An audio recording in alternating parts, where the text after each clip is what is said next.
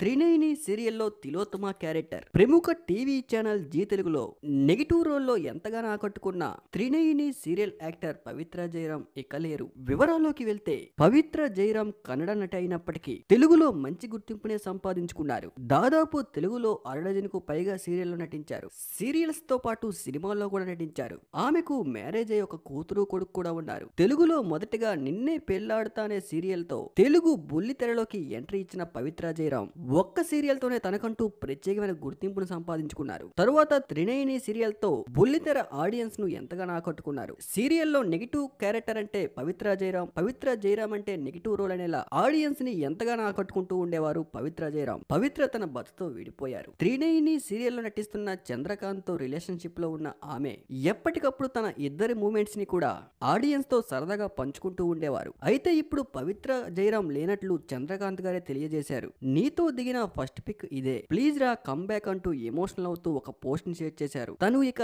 లేరు అన్నట్లు emotional post ని షేర్ చేశారు. కారు యాక్సిడెంట్ లో రీసెంట్ గా ఆమె తిరిగి రాని లోకాలకు వెళ్లిపోయినట్లు అందులో చెప్పుకుంటూ వచ్చారు. ఈ విషయం తెలుసుకున్న త్రినేని సీరియల్ ఆడియన్స్, బుల్లితెర ఆడియన్స్ ఎమోషనల్ అవుతున్నారు.